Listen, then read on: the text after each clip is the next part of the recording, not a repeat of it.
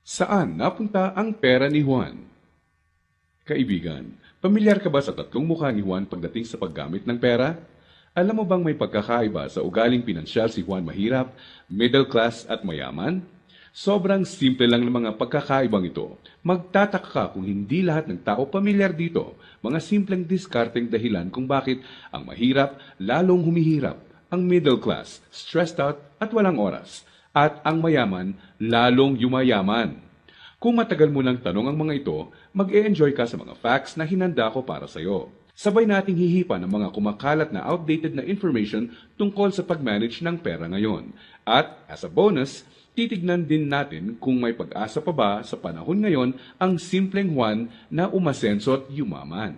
Halika't isa-isa natin silang tignan. Magsimula tayo sa regular na araw ni Juan Mahirap. Gigising siya sa umaga at magmamadaling pumasok sa trabaho, kung swerteng may trabaho nga siya. Madalas, contractual. Minimum wage. Minsan, less than minimum pa. Masipag at matyaga naman siya. Pagtitiisan ng traffic at ang sumpong ng boss na masungit. At pagkatapos magbanat ng buto buong araw, uuwi ng pagod. Magpapahinga para ulitin lahat ito kinabukasan. Gagawin niya ito ng araw-araw para sa kapos-saktong sweldo.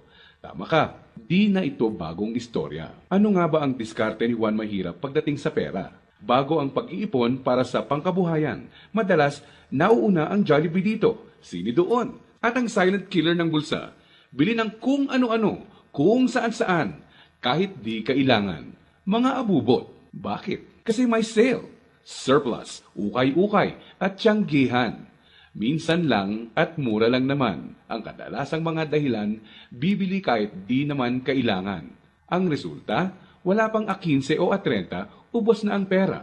Kaya uutang na lang. Gusto naman magbago ng buhay ng mahirap na Juan, pero magpapaulit-ulit ang kalagayan niya hanggat di niya nakikitang patong-patong na gastos ang bigay ng abubot niya, na pag naipon, pwede nang puhunan sa negosyo. Pero hindi masamang tao ang mahirap na Juan. Gaya ng sinabi ko, mukha lang ng diskarte sa pera to. Marami sa atin ang dumaan din sa mentality ng mahirap na Juan, di niya ito kasalanan. Maaaring misinformed lang. Paano nga naman bukod sa di lahat nakapagtatapos ng pag-aaral, di naman tinuturo ang pinansyal na kaalaman sa eskwelahan. Madalas, ang ugali sa paghawak ng pera ay ang ugaling namamana lang. So, saan napunta ang pera ni Juan Mahirap? Dito napapasok ang tinatawag nating 1. Income at expense, at 2. Assets at liabilities. Huwag kang mag-alala, hindi economics class ng pinasok mo. Simple lang to. So ano nga ba ang praktikal na kahulugan ng income at expense at assets at liabilities? Unahin natin ang income. Ito ang perang pumapasok sa iyo. In short, income equals kita. Kapag lumabas naman ang pera, tinatawag natin tong expense. Sa madaling salita, expense equals gastos. Ngayon, ano naman ang assets at liabilities? Asset ang isang bagay kung binibigyan ka nito ng income o kita. At liability naman kung expense o gastos ang binibigay nito.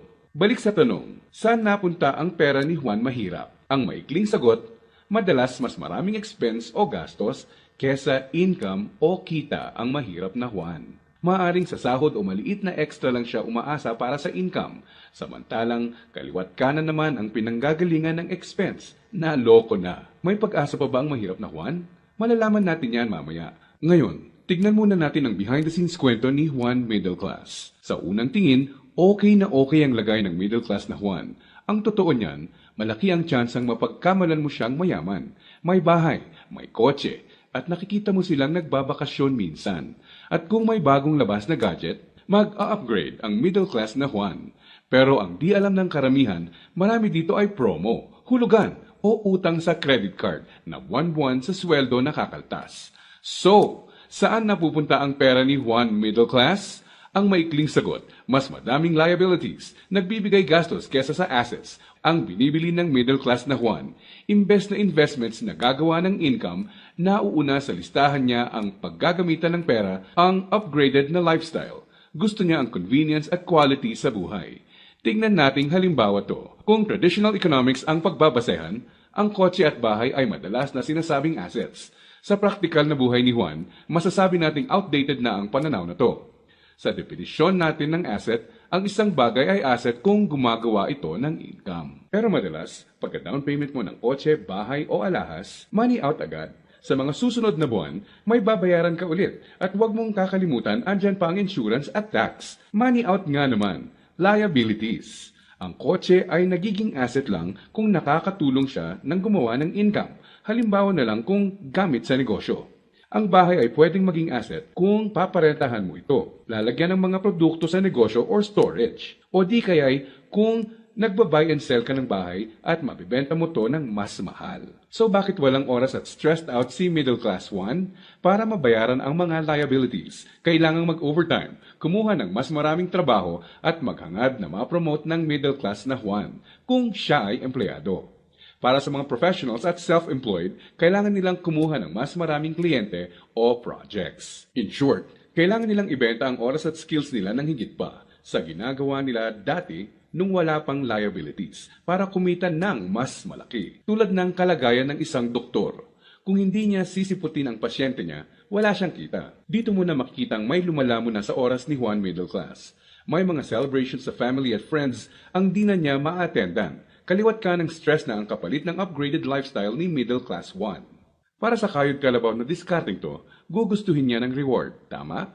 Kaya mas madalas na siyang mag-taxi, kahit pwede namang mag-jeep. Starbucks coffee na, dati okay na ang 3-in-1. Sa restaurant na mas madalas kakain, kahit pwede namang sa bahay. Ilang halimbawa lang ito. Sa oras na maisip ni Juan Middle Class na magnegosyo, ang kita niyang pangpupuhunan sana, pambayad sa liabilities na pupunta. Kung tatanungin mo siya kung anong gusto niyang baguhin, madalas sasabihin niyang ibalik sa kanya ang oras niya. Mabait si Juan Middle Class. Gusto niya ng maganda at komportableng buhay para sa pamilya niya. Magaling din siya sa trabaho o sa propesyon niya. Sa kasamaang palad, pagdating sa pinansyal na mindset, may outdated advice at information siyang dala. Ang dating akala niyang assets ay liabilities na pala. May pag-asa pa ba si Juan Middle Class? Malalaman natin yan ilang sandali lang. Ngayon, tignan muna natin ang sikreto ni Juan Mayaman. Alam mo ba na madaming Juan Mayaman ang mga self-made? Ibig sabihin, bunga mismo ng sariling pagod, sakripisyo at tiyaga ang tinatamasa nilang tagumpay. Simple lang kung susumahin mo ang lifestyle niya,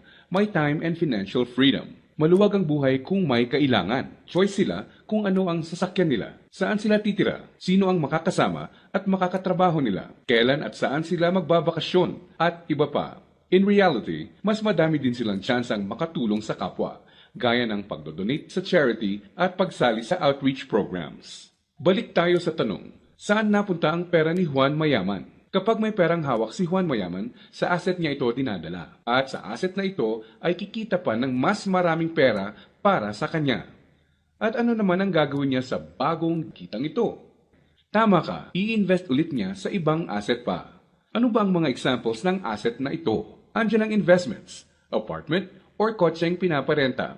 Ang edukasyon, seminar, tradings at iba pa na magtuturo sa iyo ng skills na kaya kang bigyan ng kita ay asset din. Sabi nga ng isang bumper sticker, if you think education is expensive, try ignorance. Ibig sabihin, kung tingin mong mahal ang edukasyon, subukan mo ang kamangmangan. Assets din ang mga negosyo, lalo na ang mga kumikita ng passive income. Paano ba napagtatrabahuan ni Juan Mayaman ang kanyang time and financial freedom? Ang sikreto? Passive income at leverage. Sa practical na ibig sabihin, ang passive income ay income na pumapasok kahit tapos na ang malaking parte ng trabaho mo dito.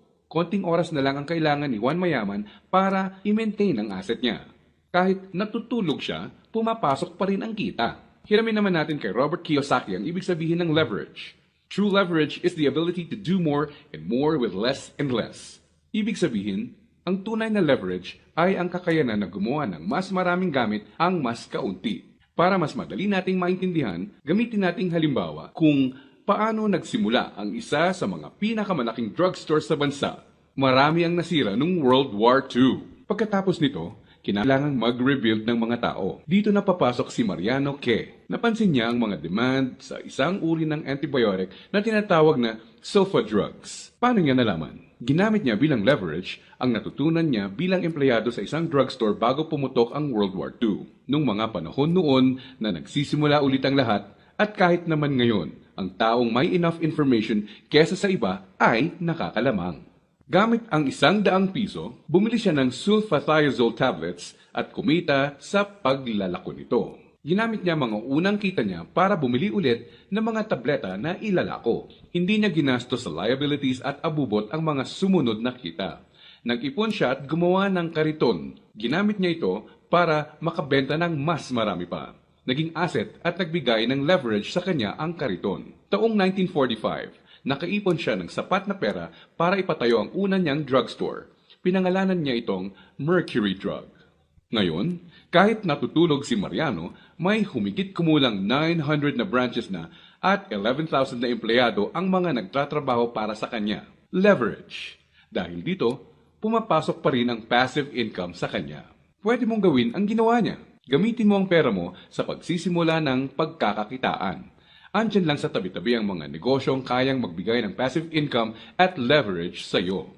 Gaya na lang ng experience ko. Di ko inakalang isang maliit na flyer lang na inabot sa akin sa mall ang magiging tulay para sa isang negosyong nagbibigay passive income at leverage sa akin. Naging ugali ko na i-prioritize sa mga pagkuha ng assets bago liabilities. Ano ang konklusyon natin ngayon na magpapayaman sa iyo? Intindihin mo to, hindi lang ang pagkakaroon ng pera ang nagpapayaman sa tao. Para hindi ka matulad sa 70% ng lotto winners na lalong nagiging mahirap dahil sa maling diskarte sa pera. Dapat, alam mo kung paano at saan gagamitin ang pera pag nagkaroon ka nito. Dahil sa internet, mas madali nang maghanap ng negosyong simulan sa maliit na capital at pwedeng palaguin para bigyan ka ng passive income at leverage. Ang importante, kailangan mo silang hanapin. Kailangan mong maging open para tumingin-tingin at kumuha ng idea at pag nakakita ka, pag-aralan at i-research mo to. Nandyan lang sila. Kailangan mo lang bigyan ng chance ang sarili mo na maging in the know. Ibig sabihin, kapag andyan na ang pagkakataon sa harap mo, alam mong di mo dapat palagpasin to. At sa pagkakakitaang papasukin mo, ipunin mo lang ang income mo. Gamitin mo to para palaguin pa ang assets mo hanggang ang kita ng assets at negosyo mo kahit di mo na directly pinatatakbo, ay nagbabayad ng bakasyon, gadgets, kotse, at bahay ng pamilya mo. Gaya ng mga self-made na Juan Mayaman, kaya mo itong simulan. So, si Juan Mahirap, unang binibili ay ang mga abubot. Si Juan Middle Class, unang binibili ay liabilities. At si Juan Mayaman naman, unang binibili ay assets.